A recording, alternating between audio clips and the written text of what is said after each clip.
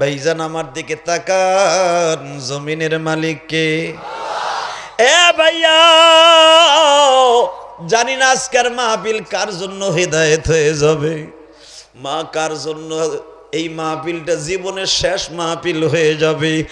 আমার নবী যখন বললেন, ও আবু বকর, মক্কার মানুষের মতো কি আমার সাথে ব্যবহার করবে? আবু বকর বললেন, ইয়া রাসূলুল্লাহ, আমার মন বলে মক্কার চাইতে তারা একটু ভালো হবে। তা না হলে যখন তারা আমাকে নেয়ার জন্য, আপনাকে নেয়ার জন্য মাত্র 1 বছর আগে বললেন, ইয়া রাসূলুল্লাহ, আমরা মক্কাবাসীদের মতো না, আপনি মদিনায় আসেন, সর্বোপরি নিরাপত্তা এমনকি জীবন আপনার জন্য দিয়ে দিব। হুজুর, আমি তাদের কথার ভাবেই বুঝছি তারা অনেক ভালো। আমার নবী বললেন, আবু বকর জি, তুমি দোয়া কইরো, আল্লাহ যদি তাদের কপাল ভালো করে, যদি তাদের ব্যবহার ভালো হয়, আল্লাহর দিন জমিনে চমকায়ে যাবে। ও ভাইজান, দিলটা এখন নরম করে দিবা। যখন বলছে কপাল ভালো হয়ে যাবে, দিল চমকায় যাবে, এদিক দিয়ে আমার আল্লাহ কোরআনের আয়াত নাযিল করলেন, রব্বি আদখিলনি মুদখালা সিদকিন ওয়া আখরিজনি মুখরাজা সিদক ওয়াজআলনি মিন লাদুনকা সুলতানান নাসীরা।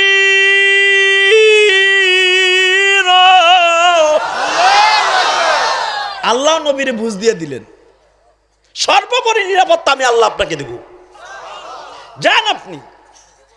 নবী আমার 12-13 তারিখ মদিনায় ঢুকতেছে। যখন মদিনার ছেলেরা হজ করতে আসছে, আইসা শুনলেন আমার নবীর এক একটা প্রশংসা করব, সুবহানাল্লাহ জোরে বলবেন, বইলে লই এখন দেখুন যাইব কার প্যানেলে কত জোর আছে। মদিনার ছেলেগুলা শুনলেন দাদার মুখে হজ করতে যাই আমার নবীর সাথে সাক্ষাৎ করে আসছে। কে যেন বলতেছে, মক্কায় এমন একটা ছেলের আবির্ভাব হইছে, এমন একটা যুবক আছে যারে দেখলে ক্ষুধা লাগে না। বৃদ্ধরা বলতেছে, এমন একটা লোককে এই বছর দেখে আসছি, তার সাথে কথা বললে মনে হয় পৃথিবীর এত সুন্দর কোনো ভাষা কোনো মানুষের থাকতে পারে না।